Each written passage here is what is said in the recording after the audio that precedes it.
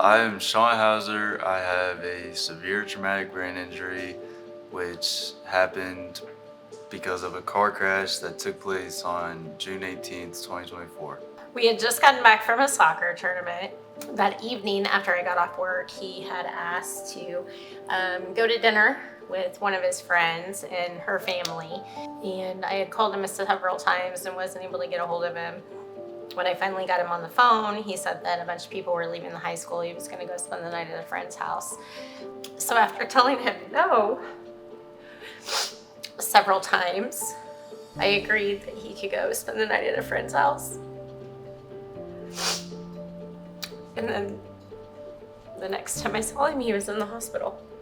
So when Shawn showed up to the emergency room at St. Vincent, he was very sick, unresponsive. His brain scan showed a very severe traumatic brain injury. He needed support from a ventilator. It was quickly stabilized and taken up to the intensive care unit. His initial imaging, although we were suspicious of a diffuse axonal injury, did not suggest to us that he had increased intracranial pressure or a lot of swelling of his brain, so we did not place a monitor into the brain to monitor that. And because we didn't do that, we were able to proceed with an early MRI, and that MRI confirmed that diffuse axonal injury.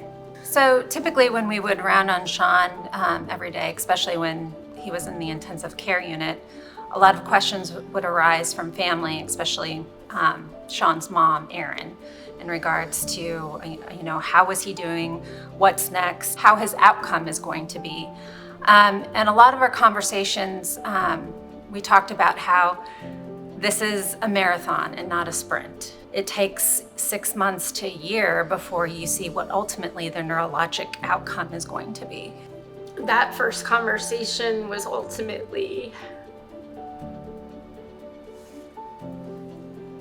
the extent of what they believed his injuries to be. And at that point, it was a outline of minute by minute. If we can make it through the first hour, if he can make it through the first 2 hours, if he can make it through the first 3 hours. They said if he could make it through 5 whole days, that he had a pretty good chance of surviving.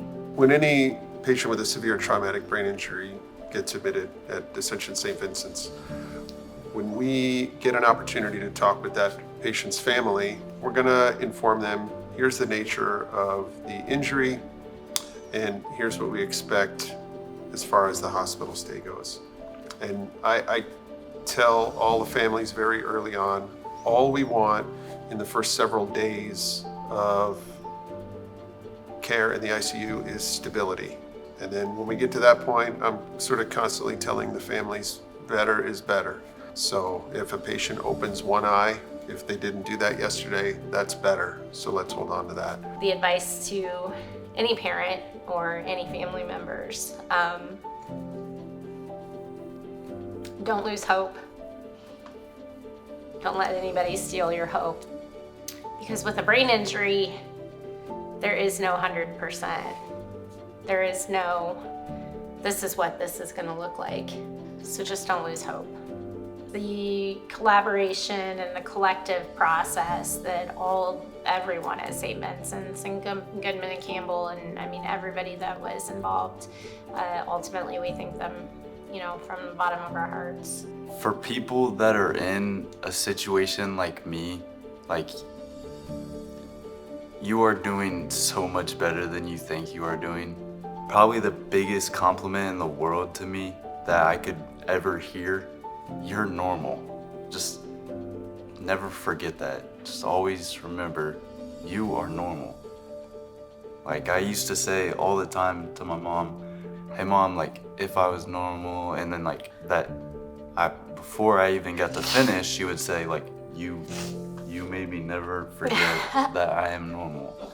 Love and appreciate you so much for that.